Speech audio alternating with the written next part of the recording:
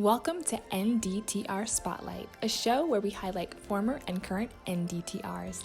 An NDTR, if you don't know, stands for Nutritionist Diet Technician Registered.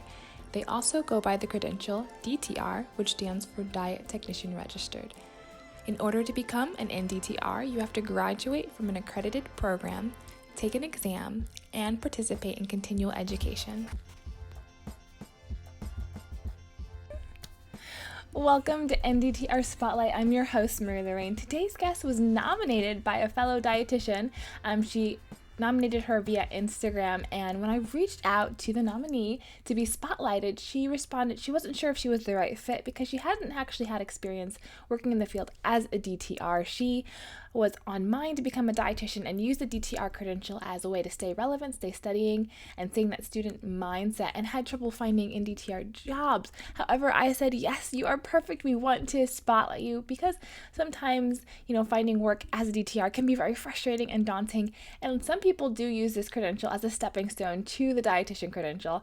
And so today, Dawn is going to give us some really great insight on that process, having a flexible plan and not going right into your DI internship, and also kind of give us a little bit of an idea of an alternative way to reach that goal. Dawn has an undergraduate degree in psychology and a minor in chemistry, and does not have a bachelor's degree in nutrition and dietetics, however was still able to meet the requirements to get matched into an internship program. So without further ado, let's meet Dawn. Dawn, thank you so much for being here. Thank you for having me. I'm so excited to meet you. Oh my gosh, I'm just as excited. So we have to start with the normal question. How did you find out about the DTR credential and what led you to it? I found out about the DTR credential just doing my research on how to change careers almost in midlife, I guess maybe in midlife, and what pathways were available since I wanted to move into a career in nutrition and dietetics. So it was, the information's readily out there. My DPD program director, the undergraduate program director for the dietetics program at the school I was looking at, definitely we talked about it. She was very upfront that here are, the two main pathways, if you will, that people follow through the education of becoming a dietitian or, getting into dietetics. It just was always an option. I like to say it was part of my ABC plan. You always have to have multiple plans because you never know what will come up or what will happen. So it was always a plan from the beginning of me thinking about making this career change. So lots of questions here. So Sure, what did you switch from? What were you doing before this? So immediately before this, I had let me think. So since I'm going to show my age to all your viewers, so since about 2005, maybe even 2000, the early 2000s, the early aughts, I've been working in clinical research. Mainly in human subjects protections. So as you may know, any research that happens in the US that involves human subjects has to be reviewed by an ethics committee, and it has to follow certain federal regulations. So that was my job, was really, I'm the regulatory police for research. It's kind of how I describe myself. And you learn all the federal regulations. Also, kind of a general philosophy, general ethics background, since you do have to debate and decide on a lot of ethical considerations involving human research. So that's what my career had come from. And in that career, I worked at an academic medical center, which had not a lot, but a healthy amount of nutrition related research that would come through our office that I would review. So that was a little bit of, kind of, maybe I can morph this research career into nutrition. That is such an interesting previous career. So I have to ask, evidence-based practice is something that a lot of dietitians and diet technicians pride themselves on, practicing with evidence-based. So does your background, how does your background shape the way that you approach that DTRs and dietitians use for research? Well, it's just that training, right? Of my first go-to is, was this IRB approved? Which is like the most random question ever when I get things in email, or even, we all belong to various community boards and message boards where graduate students and others are trying to recruit for their research. And I am a stickler. You really don't want to come at me if you don't have the correct approvals, because I will, I think, politely call you out. I mean, I've asked many a graduate student, like, are you sure you should be using this method to recruit people? How did you get this email address? Like, I started asking the questions that a review board would ask to make sure that someone was doing it appropriately. But for, in general, I think it helps reading research easier. Most DTRs, or most even RDs, right? If you don't get a lot of that exposure during your undergraduate or DI, you have to learn how to read research and really learn what makes something evidence-based, right? To use that term, what does that mean? Does it mean just because I found one study, that's evidence, which I think a lot of people, not professionals, not RDs or DTRs, but random folks on the internet, a lot of people do, and that's not what evidence really means. And also being able to decipher that study that you do find, is it valid? Was it done appropriately? Is it asking the right questions? Those type of things. So I think I'm no expert by any means, but having been around it, having read different types of research, having worked with a lot of professionals, a lot of researchers, it is a little bit of a skill set that is making the DI and moving into a truly evidence-based career a little more easy.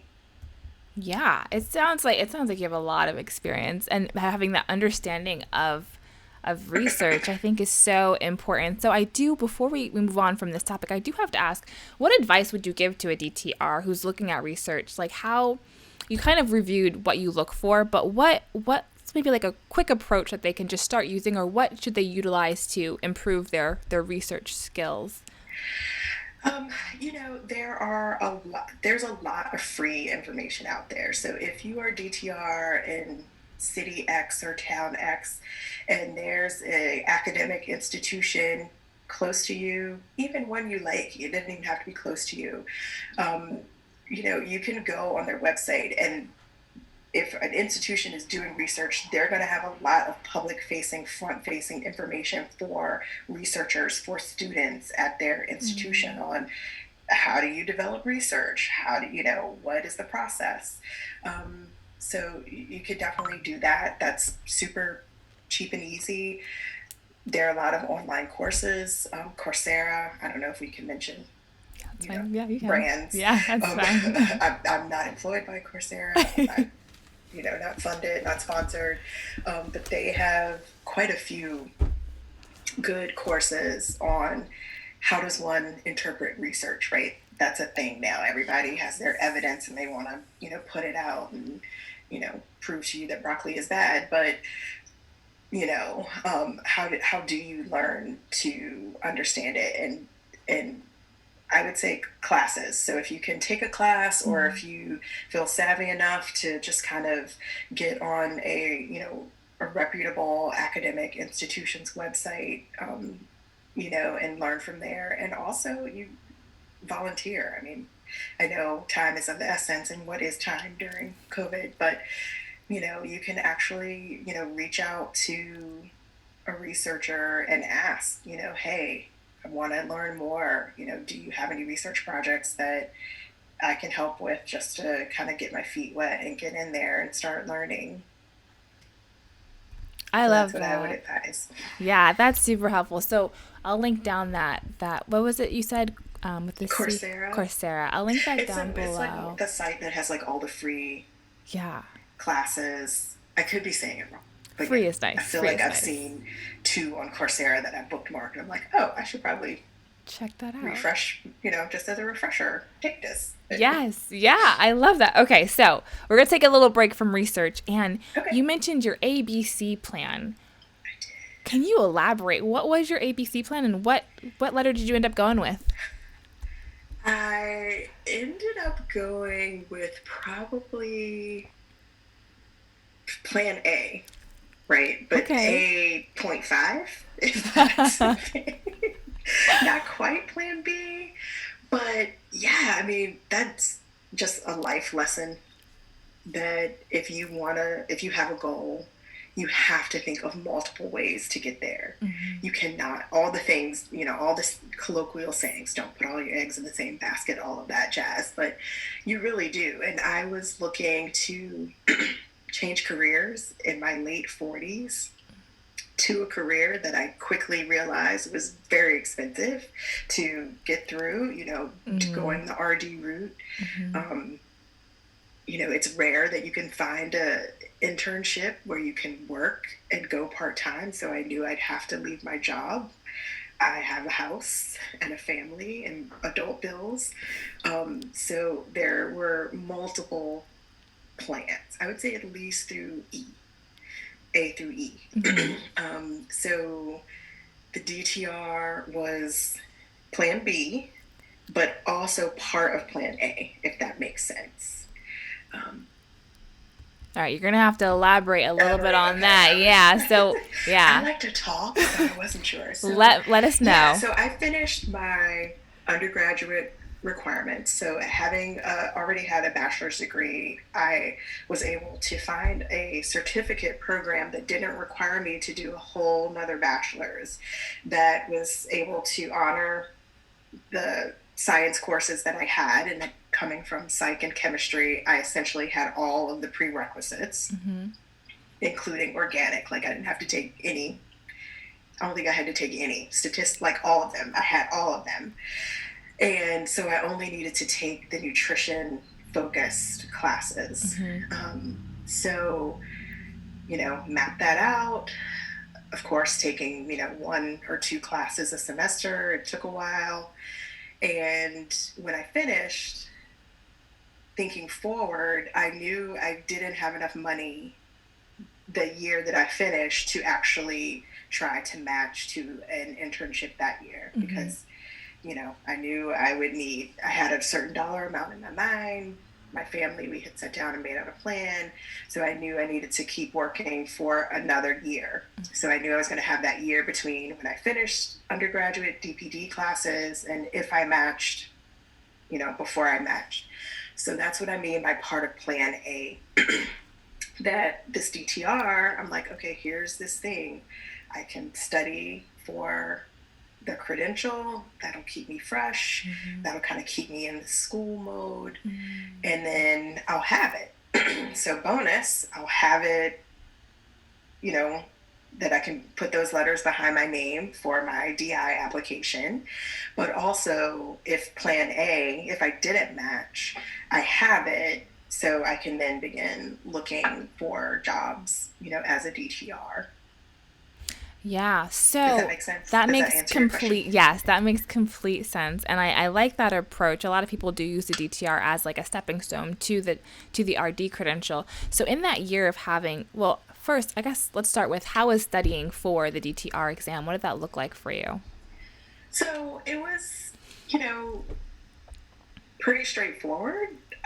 I use the CDR study guide, I believe is what it's called. Yeah. And I used a commercial DTR prep course guide that was gifted to me. We can say the name of it because people are going to ask for sure. I don't know how to say it. Is it Mommetrics? Oh, I don't know that one, but okay. It's Mometrix. They make like several, Yeah. different, they're like Kaplan, right? They make Yeah. a gazillion.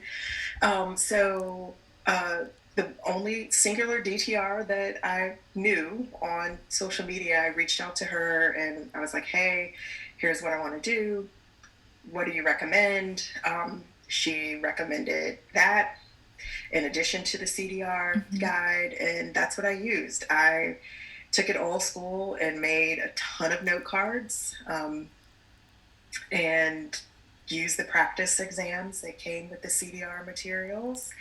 And I studied for, let's see, I finished in June, and I was determined to take the exam before my birthday, so in November.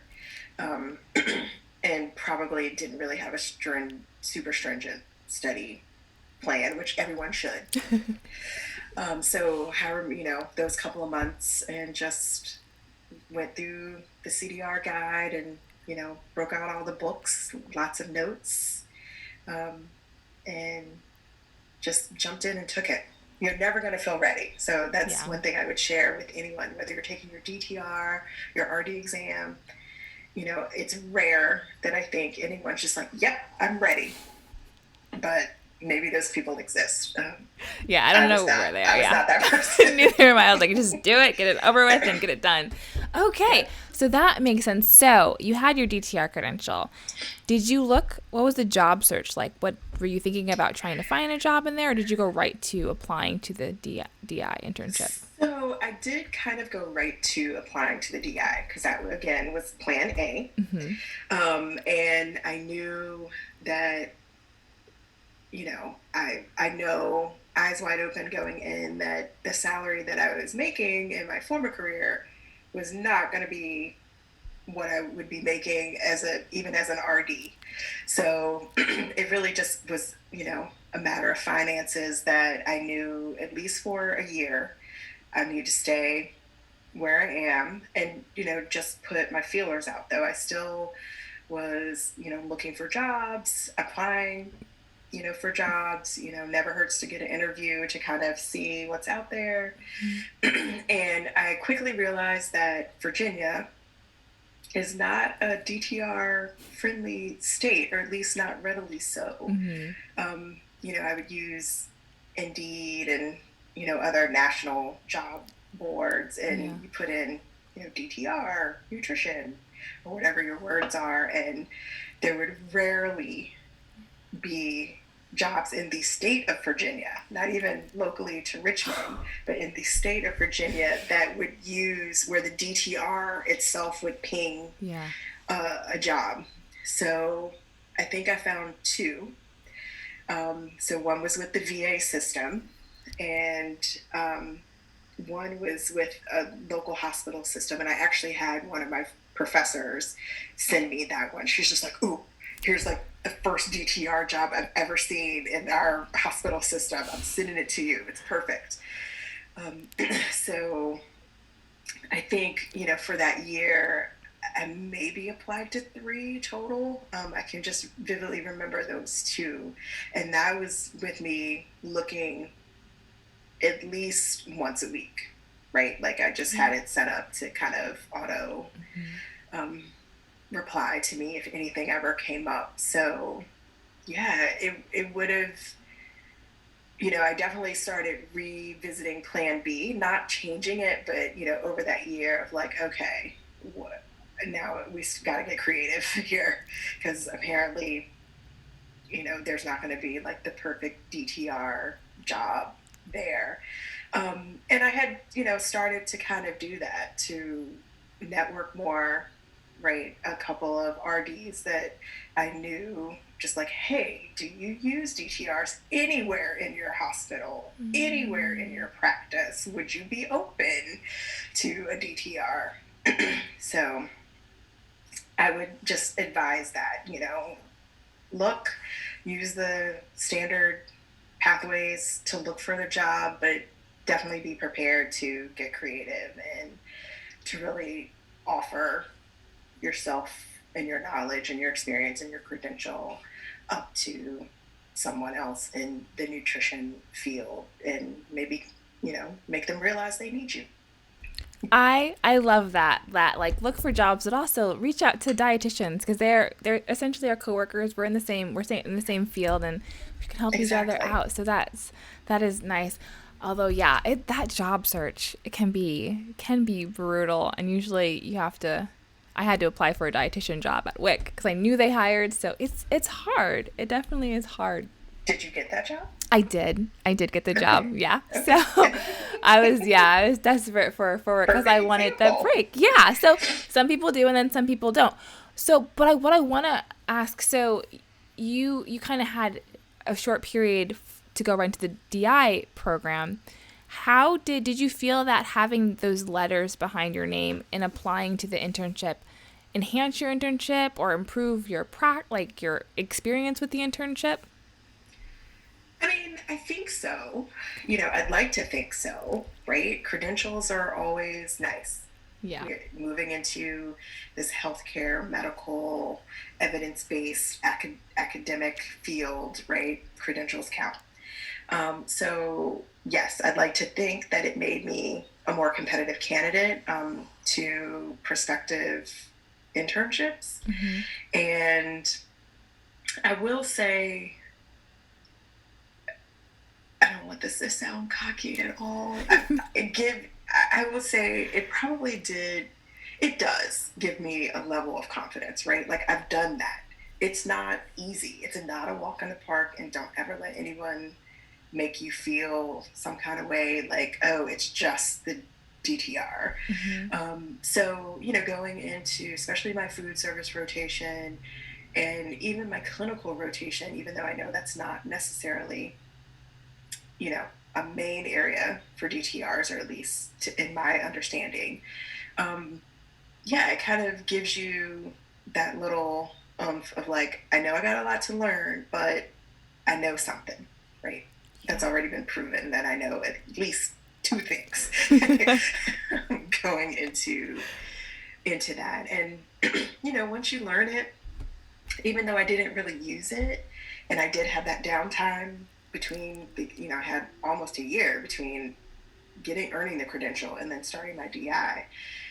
Once you know it, right? So it's in there, and it's just like, oh yeah, I remember I made this series of note cards, or I made this diagram, Mm-hmm. um, and I have those materials. So now that I'm towards the end of my internship and I'm starting to study and prepare for the RD exam, I'm like, thank you, 2019 Dawn, who made great note cards and study materials for the DTR exam. Because I'm like, oh, here we go. I can just plop that right over here, and I already have it to review and study from. So I Yeah. think it helps. I think you I hit think it it right helps. on. Yeah. I've heard that from other dietitian DTRs who are transitioning to that dietitian role where they use the same study material and it helps with just confidence, and that's that's very helpful in an internship when you're going to all these new places and thrown into these new environments. Having that little edge of confidence is so important. I do want to ask, so you have your undergrad in chemistry and psychology, and then you're doing their your DI program right now.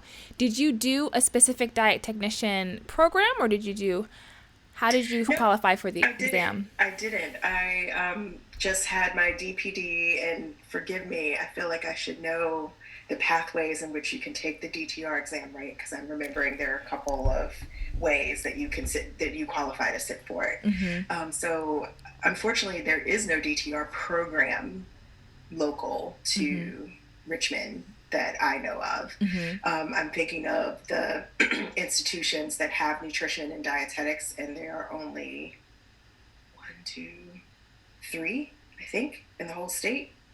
Um, Maybe four, or maybe I'm forgetting a community college somewhere, and none of them have a DTR program. Mm-hmm. But I had the bachelor's degree and the DPD verification statement that qualified me to sit for the exam. Is That's that what you mean? yeah. I think that's yeah, exactly what I mean, and I think that's so good to know for people thinking about transitioning and that they don't have to get a whole other bachelor's degree if they're able Mm-hmm. to find something like that. So thank you Yeah, for definitely look answering into that. it. and see, again, the ABC approach to life. There's Yeah. always more than one way to get there. But yeah, I mean, I asked my DPD program director, like, why don't we have a DTR program? And, her thoughts, I think, respectfully or hopefully a little bit antiquated, that it's less than, it's a fallback, and that's not what they wanted to put forward. But I don't agree with that. I think you would produce way more qualified, educated nutritionists, for lack of a better term. If you had a kind of a terminal program that folks could, go through it, get the credential, move into the field, and, just grow from there. But that's just my opinion. I agree. And then it would compete with all the nutrition certifications that you get offline. Like you actually have, you can work alongside a dietitian as a DTR, which says a lot. Right. And I think that would help the job field in Virginia, honestly. I think those two things are directly are correlated, to use some research terminology, are directly related. That there isn't a program, right? It's not, we don't have a plethora of DTRs in the state of Virginia. Maybe we do. If you are, please reach out to me. I want to meet you. And thus, I don't think people know that, hey, here's this resource that we could, bring onto our teams and utilize. Yeah, I hear that.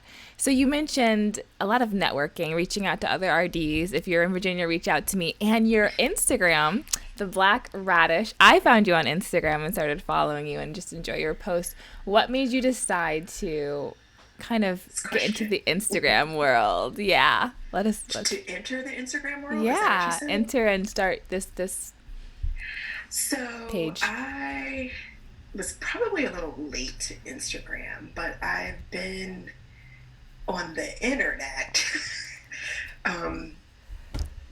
pretty much since the internet happened. So, right, like, yeah, the early aughts, right, the early 2000s is really when, our current understanding of the internet as we know it today kind of broke out. So, I fancy myself a chef in my mind. I have some culinary background, and I definitely want to, like, finish it out and become a full-fledged chef one day. So, way back when, I had a blog, and, you had to have a catchy name for your blog. And I just came across for real, black radish. It is a vegetable, for people who don't know. So it's beautiful. It's one of the very few black foods, if you will. It's not black on the inside, but the outside of it is black. It looks just like a radish, just like a red radish, but it's black. So, I'm like, that's unique. It's definitely spicy, right? It's got a little kick, as radishes do. And that was kind of like my food avatar, if you will, at the time. So I had the domain and the blog, the Black Radish. And so then when I got on Instagram, I came to the Instagram family late because I was definitely pretty anti-Facebook. I had been like on and off Facebook before most people even found Facebook. So it just stuck because I had the blog at the time. So I don't know what I'm going to do with it yet, but I think it still kind of applies, right? If you know me, a little sassy, I can be, not everyone's taste. Well, you're very agreeable, so I'm enjoying talking to you. And I didn't know about the black radish. So thinking about after your DI program's almost done, you're almost a dietitian, so congratulations in advance for that. And you left this research world, so what are your aspirations? What do you plan to do as a dietitian? So, I'll give you the story that was the story up until 2020, right? As 2020 has changed everyone's world. So I love to cook. I can't cook with or darn. I'd love to bake, right, which is the chemistry, and I can bake. But, I always wanted to go to culinary school. And I, have always kind of had that. I love chefs. I love the kitchen. I love everything about the kitchen. I, you know, in my 40s was like, I'm going to work on the line. If you know anything about a kitchen, women aren't really line cooks. It's a man's world, but I'm like, forget that. I'm going to learn how to cook well enough and I'm going to be online. Again, that's spicy part.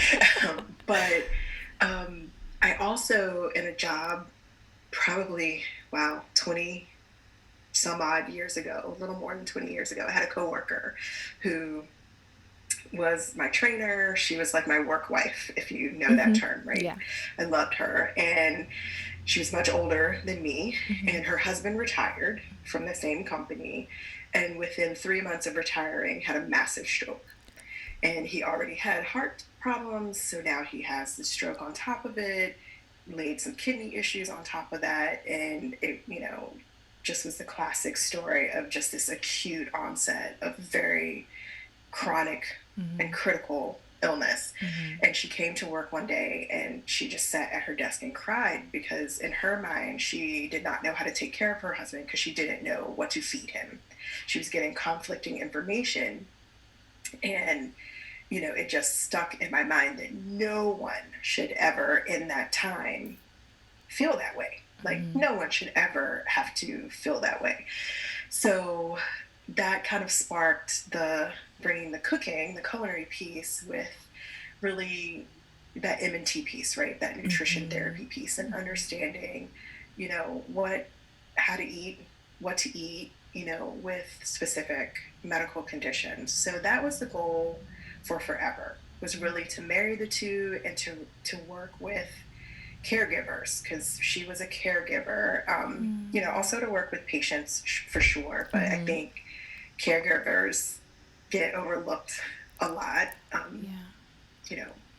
and need more resources, right? The patient has to heal and do other things, and it's usually someone else taking care of them, at least for a period of time. So that was the goal, is to somehow marry those two. I didn't really have a firm plan because I couldn't really find anything out there that was like that, but kind of a personal chef RD situation, right? That somehow if you could figure out how to pay me or insurance pay me to really be that bridge from the hospital before you, I think, are really ready to do a traditional outpatient. Now, mind you, this was 20 some years ago. I know things have progressed and changed, and there are more, outpatient services that RDs provide that look a little more closely, they're more closely related to acute care. But at that time, they were like worlds apart. So really just kind of filling that gap. But fast forward to 2020, unfortunately, like many, my family was impacted by COVID very early in the pandemic. And I lost my biggest cheerleader to the virus. So my dad had always been a support for culinary school. Like if I made something, he was eating it, he was tasting it. Even if he wasn't supposed to, he was going to have it because I made it. And so while he was sick, I had the opportunity to speak with the ICU dietitians that took care of him.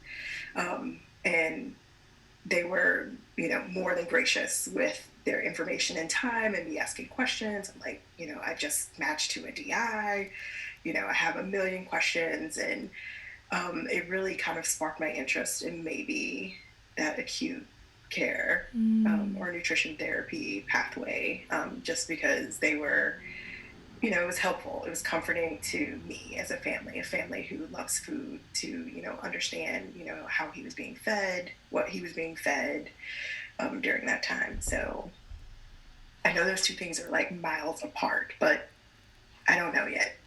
No, I that's great, because I think that's so important. I'm also in my DI internship right now, and when I see patients, I was with my professor. He came with me for a patient, and he brought up this education of when you go home, like what the patient can do, and that's so important. I think it's very easy I'll speak from my own experience to when you're talking to a patient, they're just in the hospital, so you're just dealing with them there and then just like, oh, here's an Ensure or something, but expanding that and talking about the real foods and how you can address that. And then in that acute setting, when it's so confusing and you don't know, something as simple as eating is so complicated. And for someone and who remembers anything? Yeah, exactly. So I think that's so, and then tube feeding, getting all that stuff, it can be really hard. So having someone who has that heart and that understanding.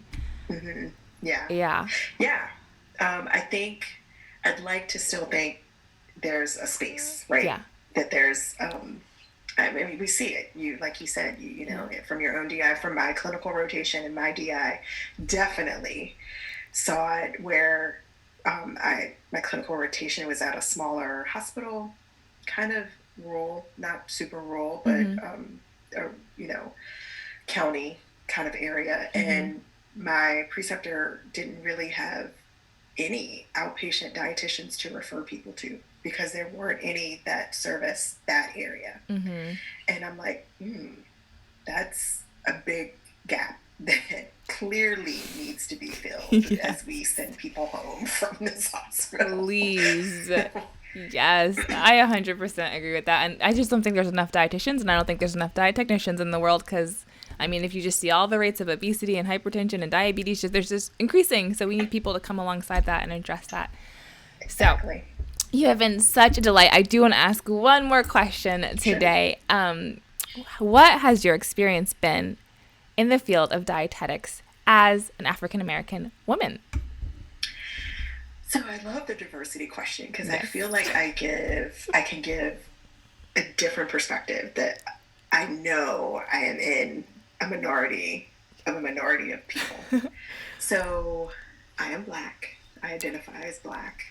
And my DPD, my undergraduate and my graduate education, and including my DI, are at a historically Black college and university. So my whole world in dietetics hasn't been only Black, but it's been Black, right? Yeah. Like, so, obviously I understand the dynamics, the breakdown of racial diversity in our field. But yeah, it's been a very unique experience. So, I've talked to people who have never in their whole education experience and even into their work experience met a Black dietitian or worked with a Black dietitian, right?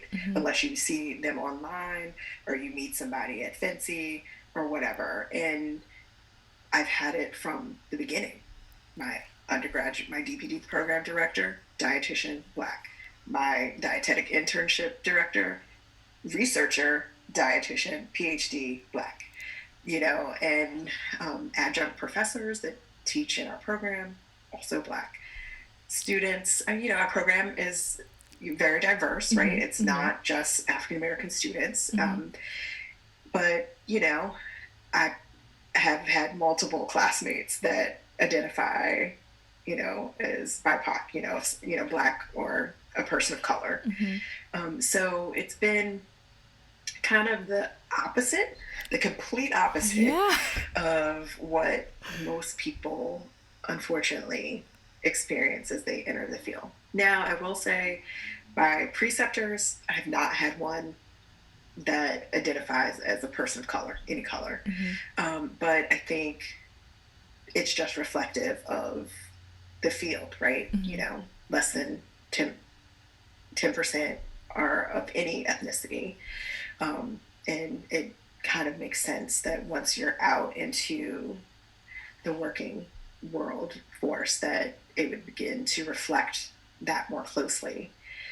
So, yeah, it's been a little weird that I haven't had those same experiences.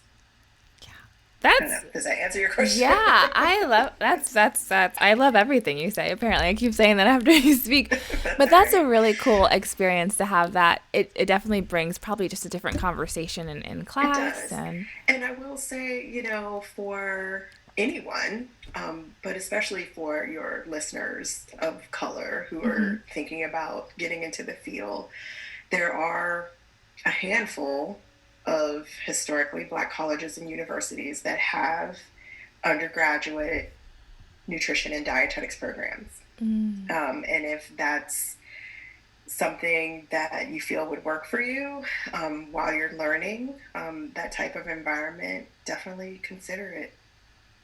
It gives you a different perspective. Yeah, that's great. And you're not completely excluding yourself, because once you, like you said, or you're precepting, you're going to have diversity Sure. with other ethnicities too. So Sure. I mean, these are accredited, qualified programs, so it's not that you're getting anything less than, but it's nice. It's definitely takes, some of the things that I know my cohort mates, my classmates, other people who are, the only one in their program, that comes with a lot of baggage, a lot of day-to-day things that you have to deal with. And it's nice to not have all of that. I won't say none of it, but to not have all of that and to just be able to focus, where you need to focus.